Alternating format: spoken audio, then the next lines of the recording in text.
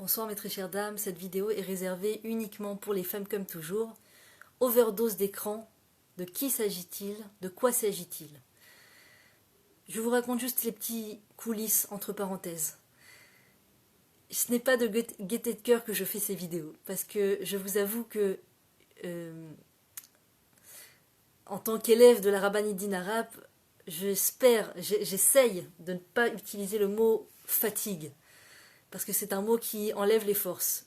Donc je ne vais pas dire que je suis fatiguée, mais je vais vous dire la vérité, je sens que j'ai besoin de reprendre des forces. Ani tricha les sof korot. Je sens que j'ai besoin de reprendre des forces. Et parfois, je vais m'installer dans mon confort de reprendre des forces, d'aller dormir, et Hachem ne me laisse pas dormir. Je sens comme ça les choses. Hachem ne me laisse pas dormir, tout le monde se réveille, le petit ne dort pas de la nuit, et je sens que Hachem veut me dire, tu as encore des choses à leur dire, fais-leur passer encore des messages. Et là j'ai un dialogue avec Hachem, enfin un dialogue, en tout cas je lui parle. Et je dis Hachem, quoi, il y a encore des choses à leur dire, Hachem, il y a encore des choses à leur dire, je les ai pas suffisamment saoulés. Et là je sens qu'Hachem, en me faisant réveiller mon bébé qui ne dort pas une seconde par moment, la nuit, je sens qu'il me dit, saoule-les encore parce qu'il y a encore des choses à dire. Donc voilà, comme par hasard, j'allume l'écran, mon bébé s'endort, donc je sens qu'il y a encore des choses à dire, donc on va essayer de le dire. Les écrans. Je sais que c'est facile quand on se retrouve à la maison et on n'a pas d'autre chose, on doit les occuper, on doit occuper les enfants. C'est tellement facile de les mettre devant un écran, on est tellement tenté de le faire. Mais on va essayer de voir pourquoi c'est une mauvaise idée. Il n'y a pas longtemps, j'avais entendu une vidéo du Rav Cohen, je crois qu'il s'appelle le Rav Cohen, qui fait beaucoup de vues sur Facebook en français, qui est formidable, qui a dit quelque chose de très vrai concernant les vols. Il a dit que quand le père, par exemple, travaille de façon, où il gagne des revenus de façon malhonnête, c'est très grave, c'est très très grave et il faut arrêter. Mais s'il n'arrive pas à s'arrêter, au moins qu'il ne pourrisse pas ses enfants avec cet argent malhonnête. Et c'est tellement vrai. C'est tellement vrai. Dans tout. Si, en tant que personne, je suis accro aux écrans, et que je me pourris la vie avec ces écrans, parce que les écrans n'apportent pas de la bénédiction. Il n'y a pas longtemps, on a lu une paracha incroyable, où je lisais la traduction en français d'abord, pour commencer, et il y avait écrit « Ne vous faites pas de Dieu, n'ayez pas de Dieu, de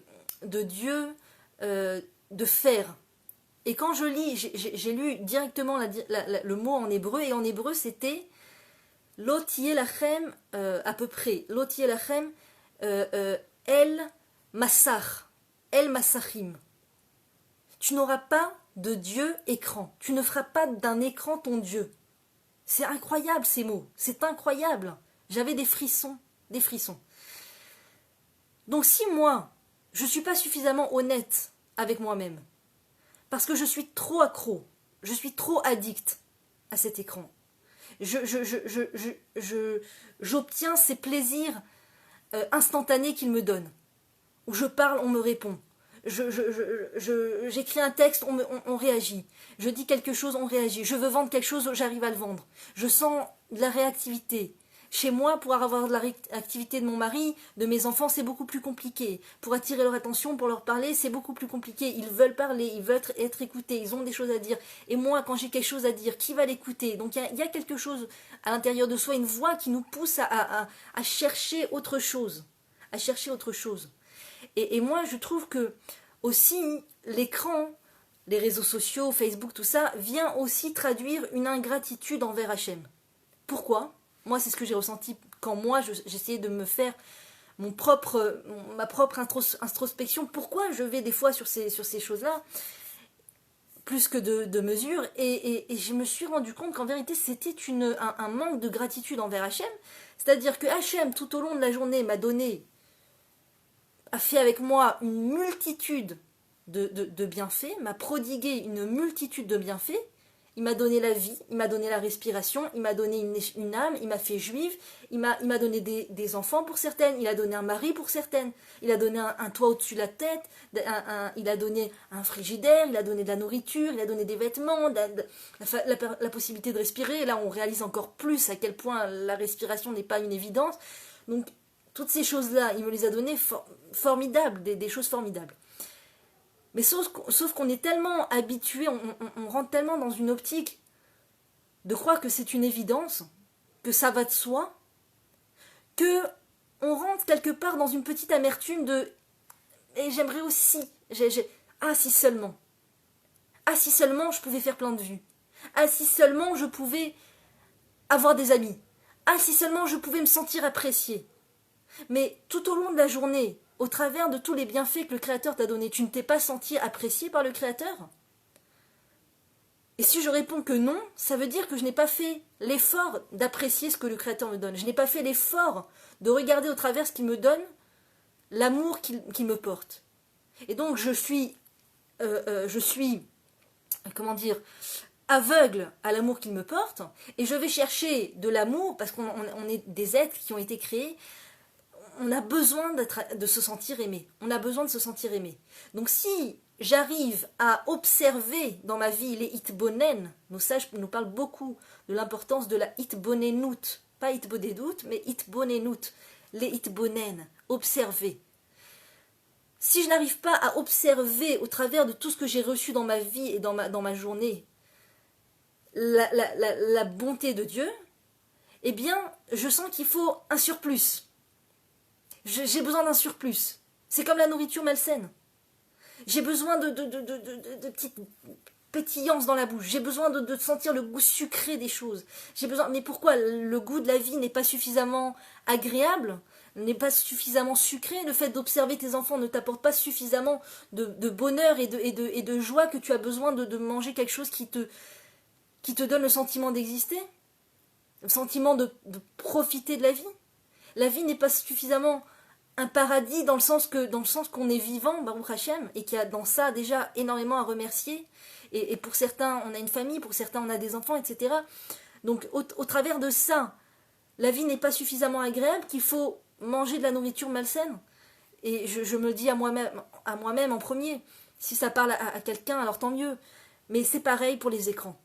La vie n'est pas suffisamment appréciable, n'est pas suffisamment formidable pour qu'il faille en plus que je me connecte à cet écran pour avoir le sentiment que j'obtiens de cet écran quelque chose en retour. Je me connecte et j'obtiens le sentiment que j'existe parce que quelqu'un me répond, parce que quelqu'un est là, parce que quelqu'un rigole à ma blague, parce que quelqu'un m'a envoyé un smiley, quelqu'un m'a dit joyeux anniversaire. Je me sens vivre. Mais en dehors de cet écran, tu ne te sens pas vivre. Tu ne te sens pas vivre. Alors si tu ne te sens pas vivre en dehors de cet écran, ça veut dire qu'il y a là un manque de gratitude envers Hachem. Et comme la gratitude envers Hachem demande un effort, l'effort d'observer et de remercier, l'effort de s'émouvoir, je ne veux plus m'efforcer de m'émouvoir de ce que j'ai dans ma vie, je veux de l'émotion toute faite, je veux de l'émotion sur commande. Donc je lis ce que les gens ont écrit, donc je regarde des petits films, et des longs films, des plus ou moins longs films, sur Internet, ils me donnent des émotions. Ah, il s'aime. Ah, il a dit ça. Ah, elle a dit oui. Ah, il a sauté par la fenêtre. Ah, il a fait ça. Et donc, je cherche mes émotions au travers de ça. Et d'abord, plus je cherche mes émotions toutes faites au travers de choses qui ne me concernent pas du tout en vérité, qui n'ont rien à voir avec moi. M'émouvoir pour la vie des autres, ça n'a aucun lien avec moi. Plus je m'émeus de ces choses-là, plus je deviens insensible aux bonnes choses que j'ai dans ma vie. Et plus c'est de plus en plus difficile de voir le bien dans ma vie. Si j'ai pas obtenu de cet écran quelque chose, je suis amère, je suis déçue. Si j'ai obtenu quelque chose, je me sens vivre. Et j'ai besoin encore une fois d'aller chercher l'émotion au travers de cela. C'est un cercle vicieux. Je vais chercher mon émotion dans cet écran et cela entraîne que j'ai encore besoin d'aller chercher mon émotion au travers de cet écran. Et donc toutes les choses qui sont censées m'émouvoir dans ma vie, d'accord? Mon enfant m'a dit un mot gentil, ma maman m'a dit quelque chose d'agréable, mon mari a fait quelque chose de bien, je respire, je vis, je sais pas, toutes sortes de choses. Je n'arrive plus à m'émouvoir de cela parce que je suis branchée émotion superficielle, émotion toute faite. Et donc c'est ça qui crée l'addiction chez la personne. Le fait de ne pas avoir la force de s'émouvoir de sa propre vie et de se suffire de ce que Dieu lui donne. Il faut un surplus, un surplus. Et c'est comme le Coca-Cola, plus on en boit, plus on en veut. Donc, ou toute chose malsaine. Donc si moi, je suis tombée dans cette addiction-là, de chercher les émotions au travers de cet écran, je vais faire subir à mes enfants cette addiction, sous prétexte que je n'y vois pas le mal, sous prétexte que je n'ai pas eu la force et le courage d'essayer de comprendre pourquoi est-ce que je suis aussi accro à ce téléphone. Pourquoi est-ce que lorsque mon mari me parle, je sors ce téléphone et je trafique l'écran. Pourquoi est-ce que lorsque mon enfant vient me parler, je touche l'écran au travers de ma poche pour sentir s'il a vibré ou pas. Lorsque ma maman veut me dire quelque chose, je suis là en train de... Quoi, maman? 2 minutes. Excuse-moi, maman, 2 minutes. Pourquoi, si je n'ai pas la force de me remettre en question là-dessus, et je ne veux pas amener trop de culpabilité aux gens parce qu'on en a déjà suffisamment comme ça au travers des événements de maintenant. Mais si, c'est important à comprendre ça, parce qu'on est sur le point de sortir d'Égypte. On est sur le point de sortir d'Égypte. On se dirige vers la fête de Pessah, et autant être des gens libres. Bnei Chorin. C'est tout le thème de la fête de Pessah. Et si moi je n'arrive pas à être une personne libre, au moins, c'est ça le message de ce soir, au moins libérer mes enfants. Voilà, c'est tout ce que je veux proposer ce soir, comme démarche. Essayons d'être des gens libres, comme a dit le Rav Cohen concernant l'argent malpropre. Essayons d'être des gens honnêtes. Je n'y arrive pas, alors au moins je ne fais pas subir à mon enfant la malhonnêteté. Essayons d'être des gens qui se défont de cette addiction. Je n'y arrive pas, je n'ai pas la force de le faire. Alors au moins avoir l'honnêteté de ne pas imposer à mes enfants cette addiction. Sous couvert de... Il y a aussi des bonnes choses. Ce soir, je vais vous citer toutes les phrases entre guillemets que les gens se disent à eux-mêmes et te répondent à toi quand tu veux leur dire c'est pas terrible les écrans pour les enfants. Tout ce genre de phrases qu'ils prononcent pour se permettre, pour se déculpabiliser et avoir bonne conscience de les laisser devant les écrans. Il y a aussi des bonnes choses. C'est comme le feu. Le feu, ça réchauffe et puis ça brûle. Donc il faut savoir prendre le bon. Il y a un adulte met un filtre à son téléphone et décide d'utiliser son téléphone pour écouter que des cours de Torah ou lire des Teilim. C'est une chose. C'est pas l'idéal, mais c'est une chose. Mais s'il met son enfant devant le téléphone, qui lui dit que son enfant aura les forces d'utiliser ce téléphone pour se réchauffer uniquement et non pas se brûler? C'est demander l'impossible, tout simplement. Et celui qui croit que c'est possible de demander à un enfant de ne pas se brûler avec un smartphone, de ne pas se brûler avec Internet, parce que tu es censé être quelqu'un de responsable, tu es grand, tu sais ce qui est bien, tu sais ce qui n'est pas bien. Eh bien, il se trompe, il se met un doigt dans l'œil jusqu'au coude, vraiment. Il se trompe complètement. Il voit l'enfant comme un adulte, il voit l'enfant comme quelqu'un de construit. Lui-même n'est pas construit parce qu'il n'arrive pas à se défaire de cet écran, mais par contre, il voit son enfant comme quelqu'un qui est censé être construit. Utilise le téléphone uniquement pour le bien, uniquement pour ce qu'il donne de bien. Ton enfant est au début du chemin. Si toi, tu as déjà du mal à être construit à ton âge, comment tu veux espérer que ton enfant soit lui construit et puis se mettre un filtre lui-même? C'est jusqu'à l'âge de 20 ans, on dit Hachem ne punit pas jusqu'à l'âge de 20 ans. C'est-à-dire que jusqu'à l'âge de 20 ans, un être n'est pas punissable. À partir de 13 ans, il a la responsabilité de réaliser les mitzvot, mais jusqu'à l'âge de 20 ans, il n'est pas punissable. Ça veut dire que jusqu'à l'âge de 20 ans, il n'est pas en capacité de discerner réellement entre le bien et le mal. C'est encore très flou pour lui. Il doit s'efforcer, bien entendu, mais c'est encore très flou. Donc lorsque je mets mon enfant devant le téléphone sous prétexte qu'il y a aussi des bonnes choses, sous prétexte que, voilà, pourquoi je fais cette vidéo. Il n'y a pas longtemps, une personne de très bonne personne, une personne extrêmement bien intentionnée et très gentille, que j'aime beaucoup, m'a demandé, m'a dit alors qu'est-ce qu'ils font tes enfants, comment tu les occupes. J'ai dit on les occupe, ils s'occupent eux-mêmes, ou des fois on les occupe comme on peut. Et la personne m'a dit donc tu les mets, tu les fais suivre l'école, parce qu'il y a l'école virtuelle aussi, depuis que les écoles ont fermé, il y a l'école virtuelle par écran, apparaît-il, il y a les professeurs qui continuent d'enseigner la Torah. J'espère que dans ce que je dis, je ne me trompe pas. J'espère que Dieu ne me tiendra pas rigueur si je me trompe. Mais je suis persuadée que je détiens la vérité à ce niveau-là en tout cas. Je suis persuadée de détenir la vérité concernant cela. Ce n'est pas moi qui l'ai inventé, je l'ai entendu de plusieurs personnes et je suis convaincue que c'est la vérité. De plusieurs personnes qui sont élevées dans le raffinement du caractère, qui sont élevées dans leur recherche de la vérité et dans leur recherche de donner le meilleur à leurs enfants. Et je ne dis pas que cette personne avec qui j'ai eu ce dialogue ne cherche pas le meilleur pour ses enfants. En tout cas, le dialogue était celui-là. Est-ce que tu mets tes enfants devant les écrans pour qu'ils puissent suivre les cours que les professeurs donnent virtuellement, pour qu'ils ne soient pas en retard? Et donc là, j'ai mis fin je pensais mettre fin à la discussion en disant non, pas du tout, non, pas du tout. Ah bon, pourquoi les professeurs de l'école de tes enfants ne donnent pas de cours par internet, par vidéo? J'ai dit si, peut-être, très certainement, mais je ne veux surtout pas mettre mes enfants devant des écrans.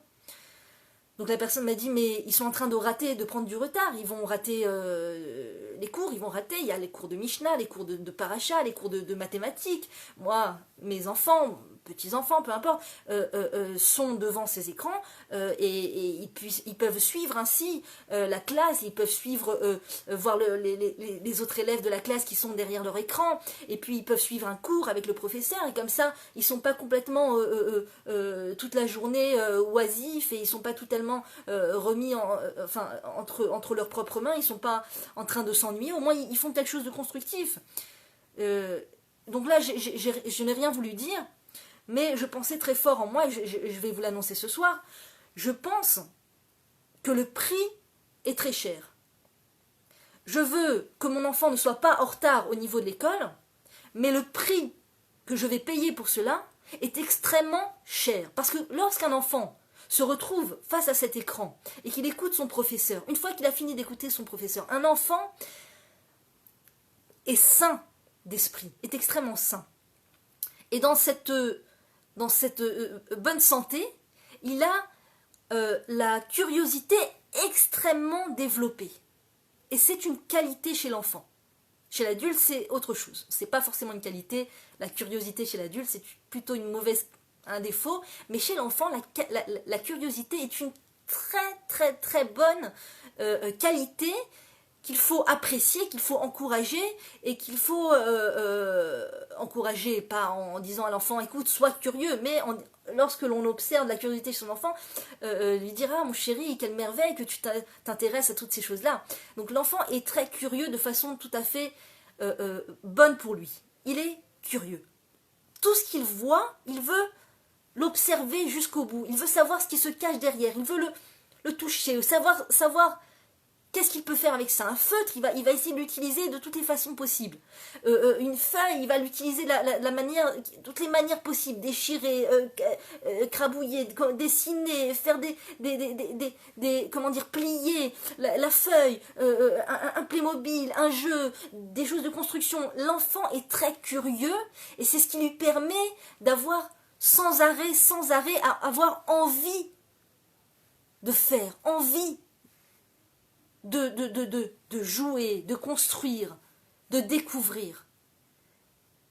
Et lorsqu'on met l'enfant devant la télé, devant Internet, il ne faut pas croire que, tel un adulte blasé qui va regarder un truc jusqu'au bout, et puis voilà, il va s'en arrêter au fait que c'est l'école sur l'écran, et puis après il se défait complètement de l'écran et il retourne vaquer à ses occupations. Lorsque l'enfant est face à cet écran et qu'il voit la caméra qui le filme et qu'il voit ses copains qui sont filmés et qu'il voit toute cette interactivité de film, et il se voit dans le film, il se voit dans la vidéo, il a une curiosité qui est là, qui est saine et qui veut être mise en pratique aussi. Et donc il veut savoir qu'est-ce qui se passe derrière cet écran. Qu'est-ce qu'on peut faire avec cette caméra? Et malheureusement, il peut en arriver à cliquer sur toutes sortes de choses qui ne sont pas pour lui. Et taper toutes sortes de choses, et chercher toutes sortes de choses, et se retrouver seul face à cet écran, et voir des choses qui ne sont pas de son âge. Et s'habituer à vouloir être filmé, à avoir un feedback, à regarder les autres. Au début, c'est tout à fait anodin. Mais on est en train de fabriquer des futurs addicts, des futurs accros, des futurs accros. Et c'est pas rien, ce n'est pas rien. Les gens rient de ça. Bon, il sera accro aux échanges avec ses amis sur WhatsApp, il sera accro, il étudiera la Torah avec... Non, c'est pas, il faut pas croire, il faut pas être dans l'illusion. D'accord? Il faut être conscient de la gravité de la chose. Il y a une grande gravité dans cela. L'addiction chez l'enfant est extrêmement malsaine. Lorsque l'enfant est addict, toutes ses volontés d'être, toute sa volonté d'évoluer, de grandir, de découvrir, est en arrêt. Tout est arrêté. Il est là en train d'avoir le sentiment qu'il manipule l'écran, mais en réalité il est manipulé par cet écran. Et il arrête toute évolution de réflexion personnelle, d'observation des choses, d'observation de la nature, d'observation de l'interactivité avec ses frères et sœurs. S'il n'a pas encore de frères et sœurs, d'observation de ses mains, de ses jouets, de sa chambre, de papa, de maman, des murs, de toutes ces choses bénéfiques pour lui qui lui permettent de grandir. Et il ne faut pas avoir peur. Des fois, les parents ont peur que les enfants s'ennuient. Les parents sont plus terrifiés à l'idée qu'un enfant va s'ennuyer dans sa chambre plutôt que l'idée que son enfant est en train d'être complètement zombifié par un film. Le fait que son enfant devient complètement robotisé par l'écran l'inquiète moins que le fait qu'il est en train d'observer et de découvrir sa maison. Un enfant, comme je vous l'ai dit, n'est pas blasé. Un enfant apprécie tout, apprécie tout. Autant il va apprécier de regarder les murs de sa chambre, de regarder les livres qu'il a dans sa chambre, de regarder maman. Des fois, ça va être au travers de pleurs et de crises qu'il ne faut pas atrophier avec l'écran, parce que sous prétexte que c'est pas confortable.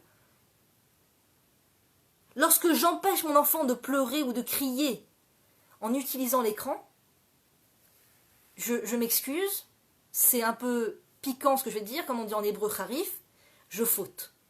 Je n'utilise pas souvent ce mot, j'essaie de l'utiliser le moins possible. Quand j'utilise l'écran pour calmer les pleurs de mon enfant, je faute. Pas moins que ça. Pas moins que ça.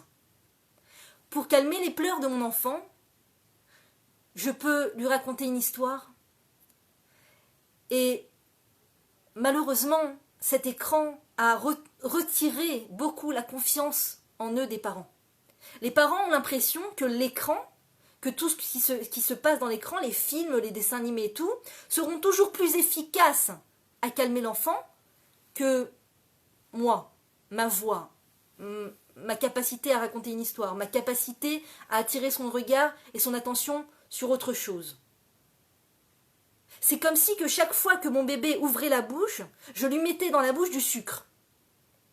Un bébé vient de naître, on sait très bien que le sucre, c'est extrêmement mauvais pour la santé, ça crée du diabète, ça crée des choses terribles dans le corps. Je vous le dis souvent, les médecins appellent le sucre le tueur silencieux. Imaginons, d'accord, que chaque fois que mon bébé, qui vient de naître, ouvre la bouche pour pleurer, pour être allaité, pour recevoir son lait, je lui mets du sucre dans la bouche. Et puis, plus il grandit, plus il pleure, pas seulement pour le lait, mais aussi parce qu'il veut un peu d'attention, il veut un peu de jeu, il veut un peu de réactivité avec maman, d'échange avec maman, de jeu, de rire, d'entendre maman parler. Eh bien, chaque fois que mon enfant ouvre la bouche, je lui mets du sucre dans la bouche. Ce n'est pas très responsable. Eh bien, chaque fois que je mets mon enfant devant l'écran pour le calmer, pour qu'il soit occupé, pour ne pas l'entendre crier, pour surtout qu'il ne me fasse pas de crise, surtout qu'il ne se dispute pas avec son frère et sa sœur. C'est du sucre pour le cerveau, c'est du sucre, pas seulement pour le cerveau, c'est du sucre pour l'âme, c'est du sucre pour l'esprit de mon enfant. Et ça l'éveille à des choses sur lesquelles il ne doit pas être éveillé.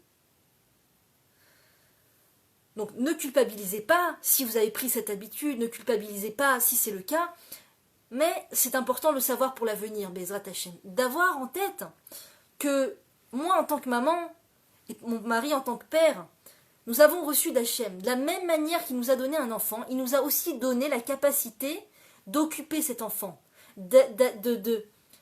Il faut comprendre, si on savait l'admiration qu'a un enfant pour ses parents, ça ne nous viendrait même pas à l'esprit de chercher d'autres moyens que notre organe verbal pour l'occuper, pour lui apporter du réconfort.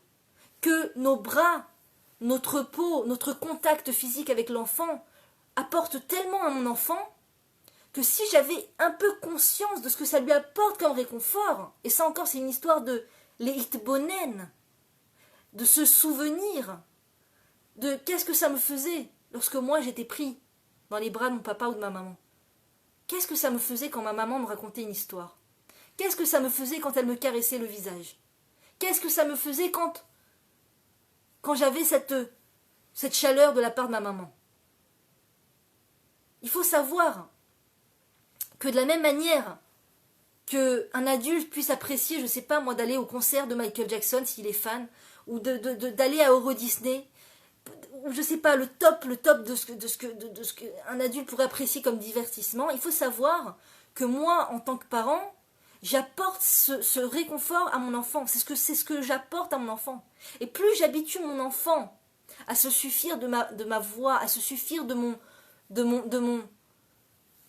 mes câlins, plus je suis en train de l'aider à se suffire de peu d'abord et à apprécier ce qui est à portée de main pour lui, à apprécier le vrai réconfort et non pas le faux réconfort. Ne pas chercher, ne pas courir après des faux réconforts. Les faux réconforts ont un prix à payer. On paye le prix du faux réconfort. Il faut savoir. Quand on va rechercher le réconfort dans des choses qui sont fausses, ça a un prix. Ça ne s'arrête pas là, il y a un prix à payer après. Donc, lorsque je dis, j'espère que Dieu ne me tiendra pas rigueur de dire, ne mettez pas vos enfants devant des écrans, même pour des cours de Torah, je suis persuadée, voilà, quelqu'un m'a dit dernièrement que elle entendait les membres de sa famille, ses frères et sœurs qui sont mariés, se plaindre et être très déçus qu'ils ne passent pas les fêtes avec leurs parents. Ils avaient l'habitude de passer le seder avec leurs parents, avec les grands-parents, et qu'ils étaient extrêmement déçus. Ils ne savaient pas vraiment qu'est-ce qu'ils allaient pouvoir manger le soir du seder, comment ils vont cuisiner, comment ils vont faire les plats, et le souci du plat en fait. Et quelqu'un m'a dit, je trouve que c'est pas faux, m'a dit, je suis sûre que Dieu ne nous notera pas sur la qualité du plat, mais il va plus nous noter sur notre qualité à raconter à nos enfants la sortie d'Égypte. Oui, le plat doit être kasher les Pessar, bien entendu. La méadrine, zéro chametz, bien entendu. Un moindre chametz ne peut même pas s'annuler dans une grande quantité de kasher les Pessar. Il faut faire très attention à ce qu'il n'y ait pas de chametz, bien entendu. Ça doit être kasher les Pessar, et ça doit être aussi...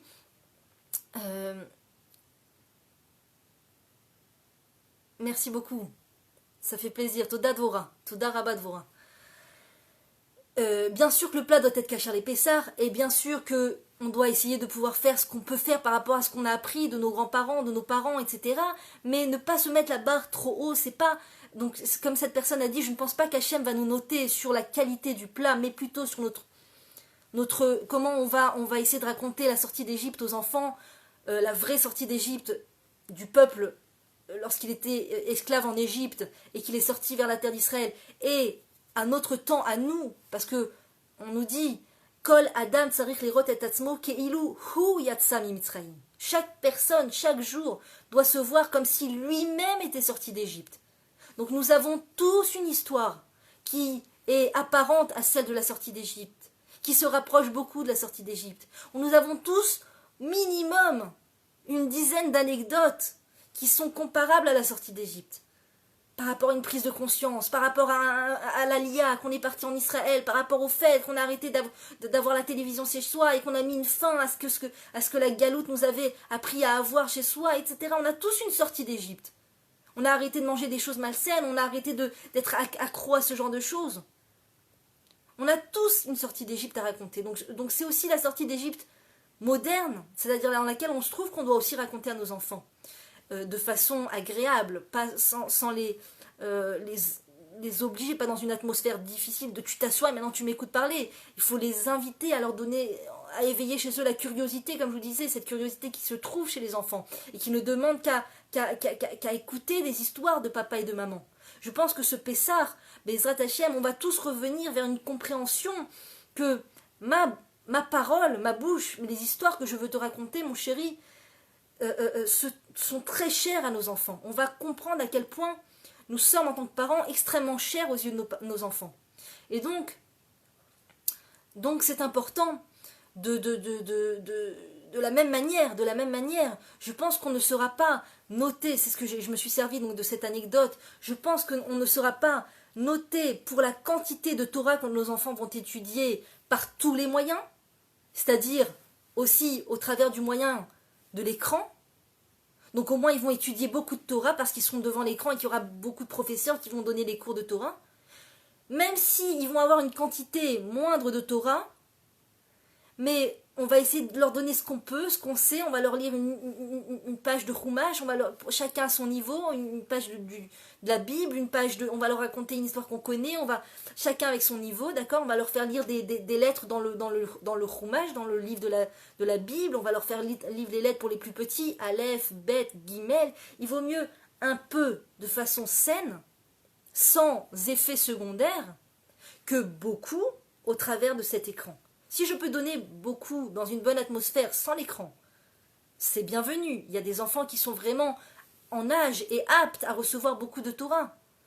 Et puis, il y en a d'autres où ils ont besoin d'une quantité plus minime, chacun avec sa quantité et son caractère, et ce qu'il est apte à entendre, et toujours dans une atmosphère agréable. Et on nous dit d'ailleurs que celui qui ne sait pas, qui n'a pas travaillé, qui ne s'est pas sevré de la colère, et que lorsqu'il enseigne quelque chose à son enfant, il finit par se mettre en colère, on dit qu'il est exempté d'enseigner la Torah à son enfant. Donc bien entendu que ça doit être dans une atmosphère agréable, parce que si l'atmosphère est désagréable, eh bien, la matière que j'enseigne est aussi désagréable à l'enfant.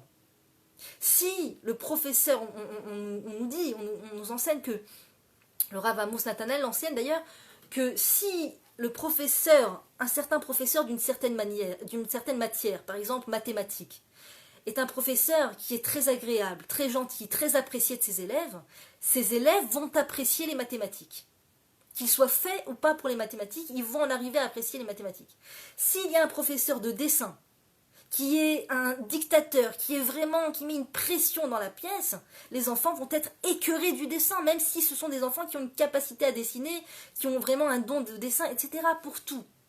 Donc si j'enseigne la Torah à mon enfant avec les nerfs, même si mon enfant a une aptitude à aimer la Torah, il risque d'être un peu écœuré de la Torah. Donc c'est important de le faire avec amour et avec douceur et avec gentillesse. Et chacun reconnaître sa place. Si je sens que c'est pas à ma place et que mon mari a plus de capacité à le faire, que ce soit le mari qui le fasse, etc. Si je peux, au travers d'une anecdote, raconter une histoire en rapport avec la paracha, le faire, chacun va sentir quand c'est le moment, quand elle peut. Et ne surtout pas culpabiliser le soir parce que je n'ai pas réussi à placer un mot de Torah. Parce qu'on dit Torat imecha.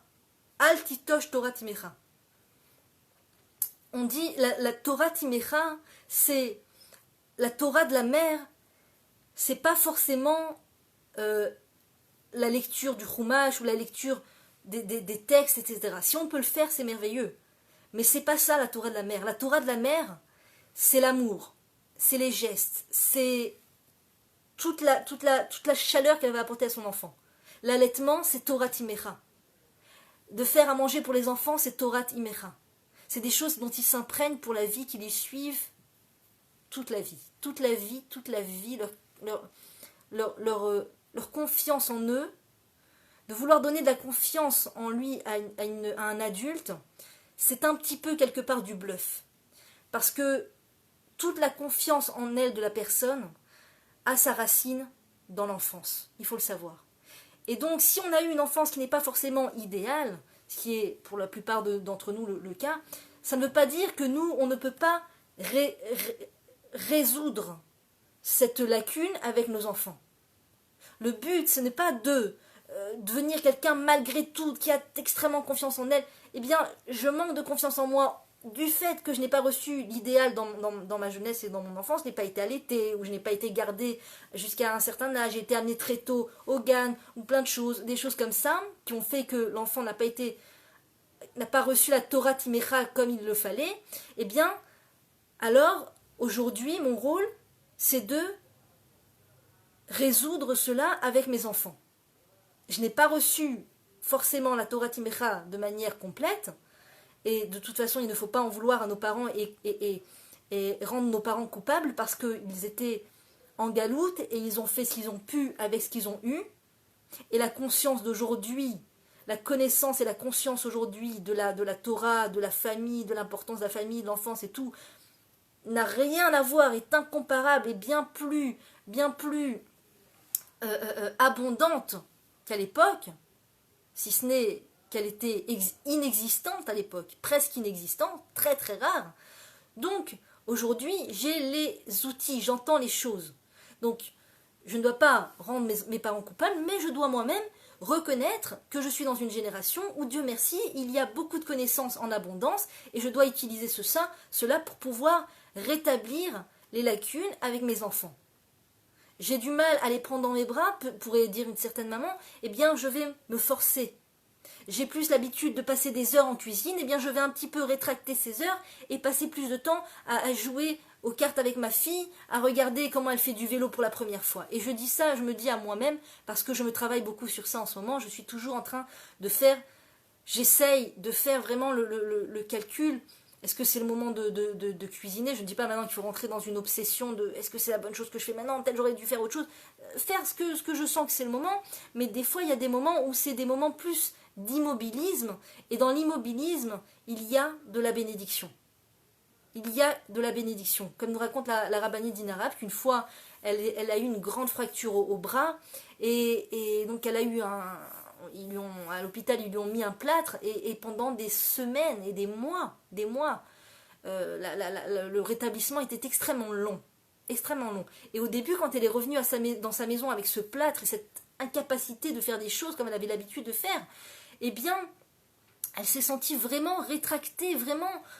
Elle était extrêmement frustrée au départ. Elle s'est dit, mais comment je vais faire tout ce que j'ai l'habitude de faire? Le repassage, les plats, les trucs, comment je vais faire? Et elle s'est retrouvée immobile sur le fauteuil. Immobile sur le fauteuil, elle culpabilisait énormément. Elle se disait, c'est pas ma place, c'est pas normal, je suis pas dans une situation idéale, la situation est vraiment... est a priori, c'est pas une situation... c'est pas une situation a priori, c'est une situation a fortiori. Je suis vraiment dans une situation qui n'aurait pas dû être comme cela. Et donc elle était allongée sur son fauteuil, et son enfant qui jouait au pulse calmement juste à côté d'elle, la regarde avec un grand sourire et lui dit « Maman, qu'est-ce que c'est bien quand tu es malade ?» Et là, elle n'a pas pu s'empêcher de pousser un cri, de dire « Quoi ? Quoi, mon chéri ? Qu'est-ce que ça veut dire ?» Dit « Maman, qu'est-ce que c'est bien quand t'es malade ?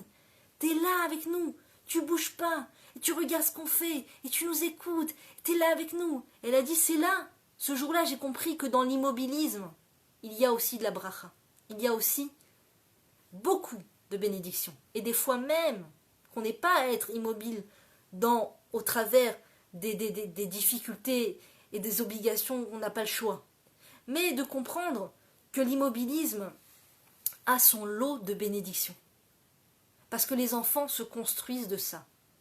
Nous, on est habitués. La galoute, c'est quoi? Ça nous dit, l'état d'esprit de l'exil nous dit quantitatif. Sois quantitatif. Fais beaucoup. fais énormément. Tu fais à manger pour la fête, tu fais une tonne.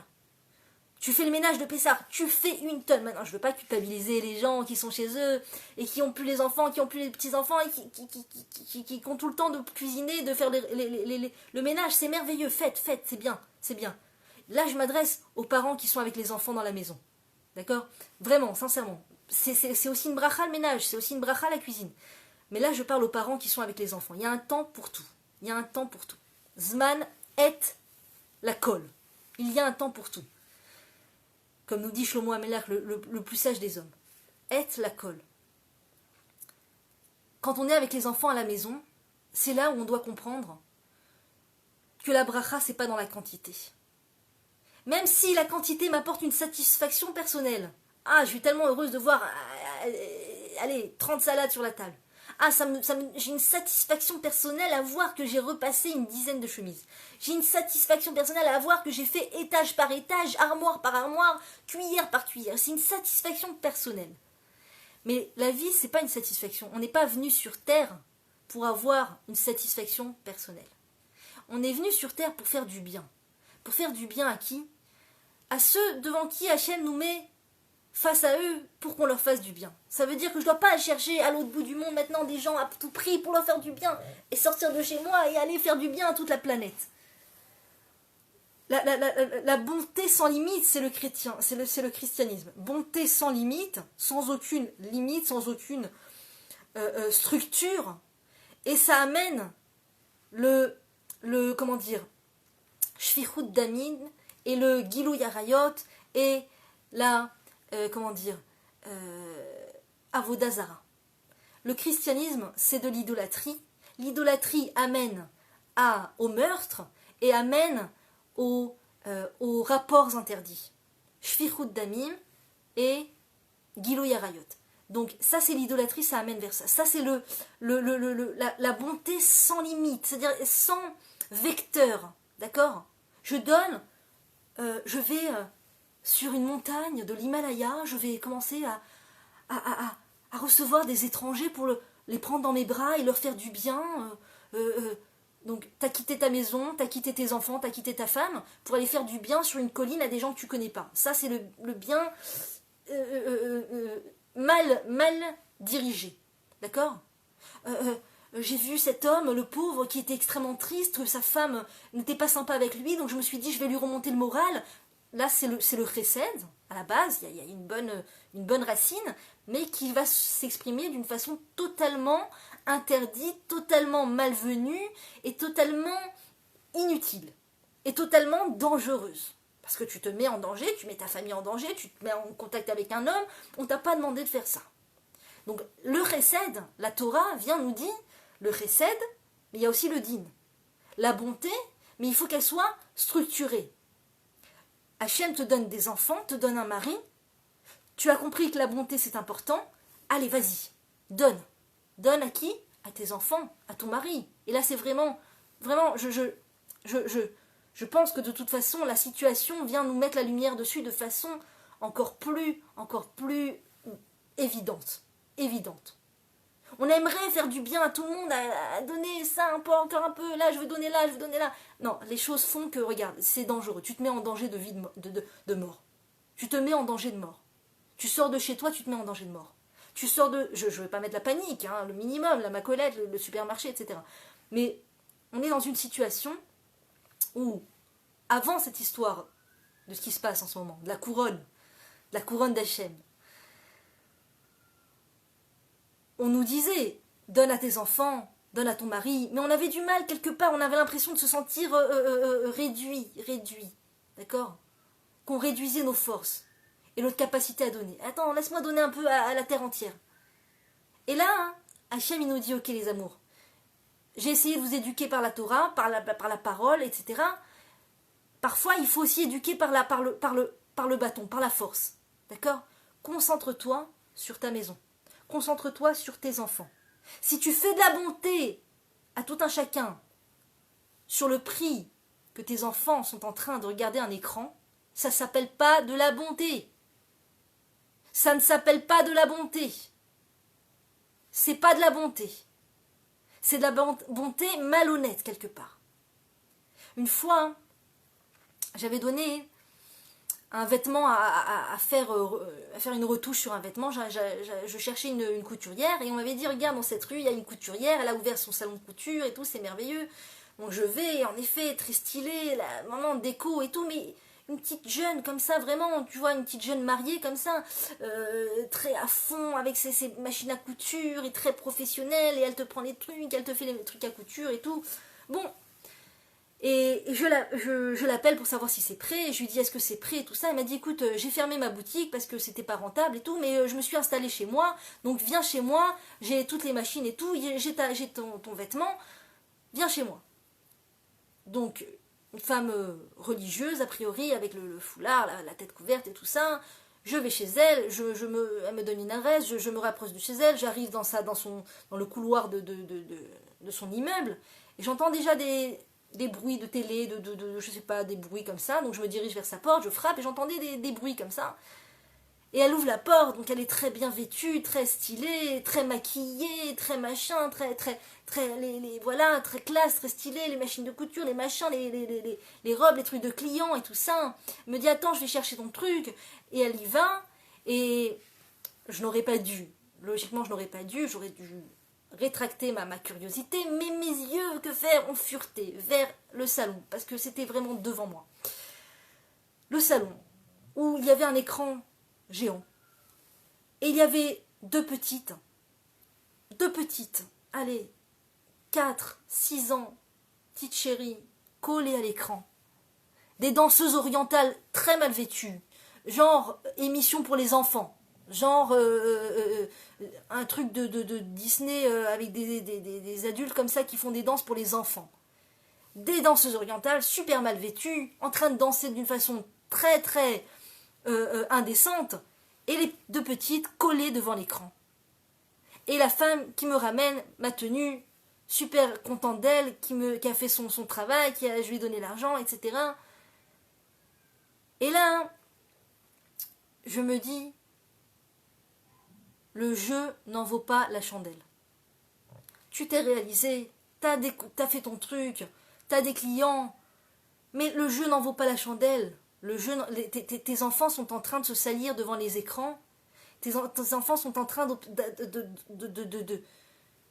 d'éponger des choses qu'ils ne devraient pas éponger parce que tu as besoin de sentir cette satisfaction personnelle. Et c'est là la sortie d'Égypte. C'est là où on doit faire tchouva, c'est par rapport d'abord à nos enfants. Mettre de côté cette satisfaction personnelle. C'est vrai, j'ai une satisfaction personnelle à faire une quantité de choses. Mais mes enfants n'ont rien demandé. Mes enfants n'en demandent pas autant. Mes enfants n'ont pas besoin de ces choses-là. Pesez chaque chose. Pourquoi je fais cette chose? Est-ce que c'est vraiment utile pour mes enfants? Lorsque je commande une dizaine de pyjamas sur machin, est-ce qu'ils ont besoin d'une dizaine de pyjamas et qu'encore je sors de la maison pour aller les chercher à la poste pendant que mes enfants sont tout seuls devant des écrans où sont encore... Bon, là c'est plus le cas, ils sont plus des longues heures chez les gardiennes, Dieu merci, mais posez le pour et le contre. D'accord? Lorsque je mets une bouteille de Coca-Cola sur la table, parce que je ne peux pas m'empêcher de boire du Coca-Cola, et je me le dis à moi, je suis en train de travailler sur ça aussi en ce moment. Est-ce que ça vaut le prix? Parce qu'au final, les enfants vont finir par boire du Coca-Cola au lieu de boire de l'eau. C'est pour tout comme ça. Lorsque j'ai cet écran qui sort de ma poche, qui est là posé sur la table, qui sort de qui est dans mon sac, qui est comment dire, à la portée de main des enfants, à la portée de main des enfants, parce que moi-même j'ai besoin de l'avoir à portée de main, parce que c'est ma bouteille d'oxygène, parce que c'est mon... J'ai besoin de... Laisse-moi respirer, je respire. Ah, je me sens connectée aux gens, je sens qu'on a besoin de moi, je sens qu'on m'appelle, je sens que les gens ne m'oublient pas, ils sont là, ils me font signe, je me sens exister. J'ai besoin de ça pour me sentir exister. Mais ce sentiment d'exister coûte à tes enfants, parce qu'au final, ils vont eux aussi, par leur curiosité saine, vouloir toucher aussi. Et on ne peut pas se disputer avec eux. Si tu te disputes avec eux en les faisant culpabiliser de leur curiosité, tu es en train d'éteindre chez eux quelque chose de crucial pour la vie. Ils ont besoin de cette curiosité pour se développer, pour découvrir, pour vouloir lire encore une page et encore une page. Cette curiosité va se développer en une curiosité de vouloir connaître leur conjoint, de vouloir connaître leurs enfants, de vouloir connaître Hachem, une curiosité d'Hachem, une soif d'Hachem, l'itaneg à l'Hachem. Une soif d'Hachem, donc on a besoin de cette curiosité, il ne faut pas l'éteindre. Mais si chaque fois qu'ils ont accès à ce portable, je suis obligée de leur dire « Arrêtez avec cet écran, combien ?» Ce combien, c'est pas éducatif du tout. Le plus éducatif, c'est de retirer. De retirer. Et pas d'inquiétude. Même si les enfants réclament 1 jour, 2 jours, je vous assure qu'avec l'organe verbal que vous avez, que chacun a reçu d'Hachem, on va pouvoir leur occuper l'esprit à penser à autre chose. Chérie, il faut absolument que je te raconte cette histoire. Quand j'étais petite, j'avais des oiseaux dans une cage. Ils se sont sauvés de la cage et on les a recherchés de partout dans la maison et on les a pas trouvés. Et après on a entendu clic, clic, clic, clic. Tu sais comme ils attendent que ça. On a tous reçu des dons pour raconter des histoires, quelque chose, parler, à chacun à sa façon. Ils attendent que ça.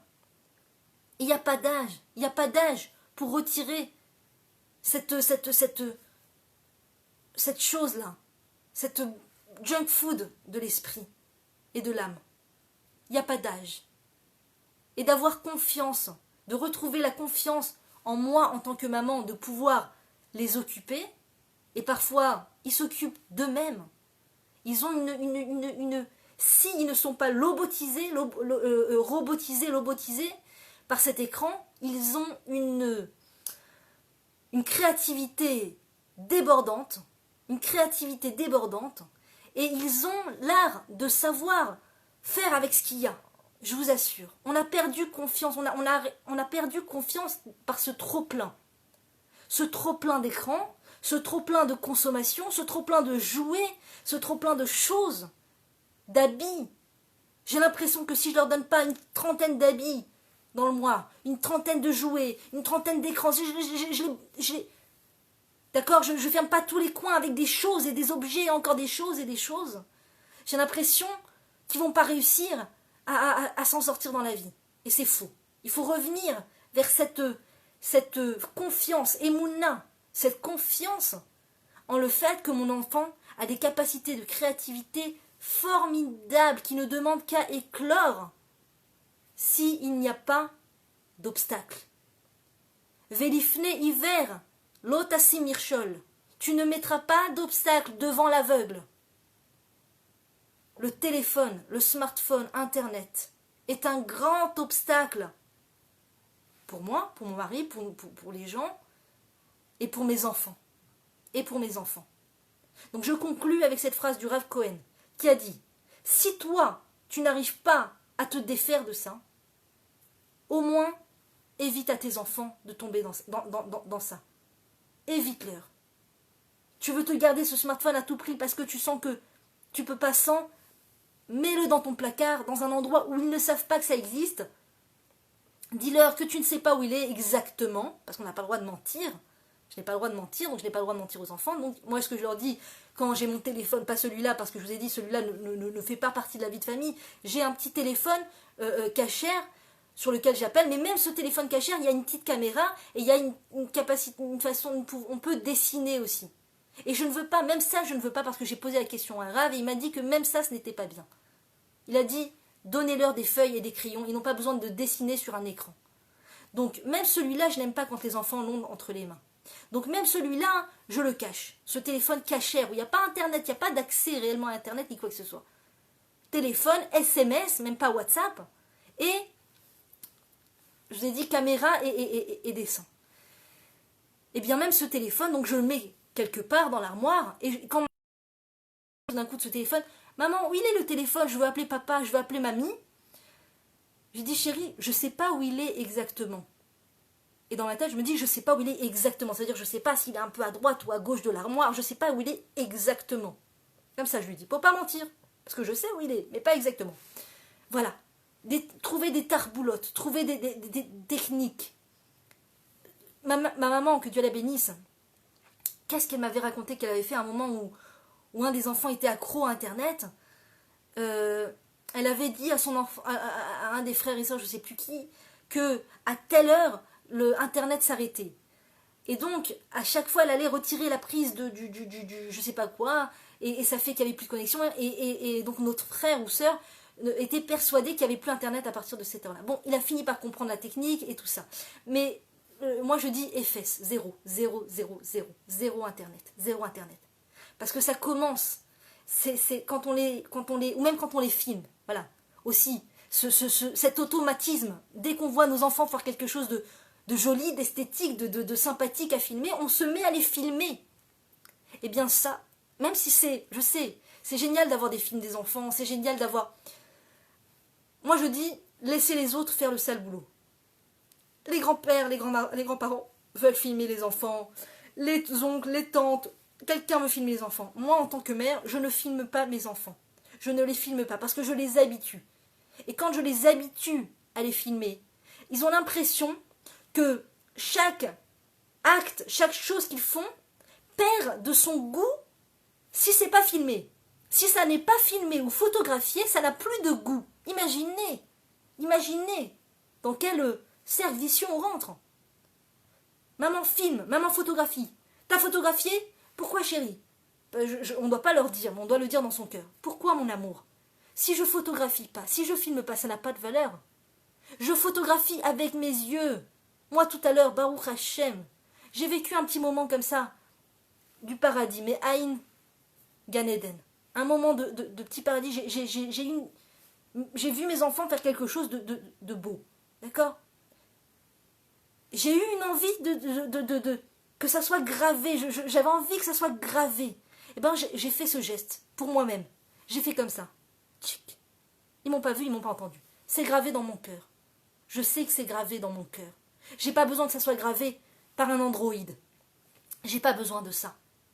Et je vous assure que les photos et les films, ils arrivent, ils finissent par arriver. Il y a toujours un oncle qui a filmé, il y a toujours un cousin qui a photographié, il y a toujours moi, toutes les photos de mes enfants, c'est les gardiennes d'enfants qui nous ont, pour chaque occasion, chaque fête, d'ailleurs je trouvais entre guillemets, d'ailleurs je suis contente qu'il y ait eu une fin à ça, parce que je trouvais que même là-bas, ils étaient trop photographiés. À chaque occasion, ils étaient photographiés, leurs photos imprimées sur quelque chose. Même ça, je trouve que c'est pas forcément très sain de tout le temps voir leurs photos.